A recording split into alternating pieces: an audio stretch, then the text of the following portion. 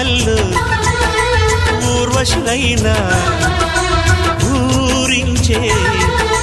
మేనకలైనా ఆ చిన్నారిని చూశారంటే చినబోరా తన చెలికత్తెలుగా ఉంటే చాలని అనుకోరా చేతలలో లేదే ఆనందం తను కనిపిస్తేనే కళ్ళకు అర్థం గోవెల్లో దీపంలా కావ్యంలో భావంలా తెలుగింటి కాంతరా తొలి సంజ కాంతిరా నా ఎదలో ఊయలు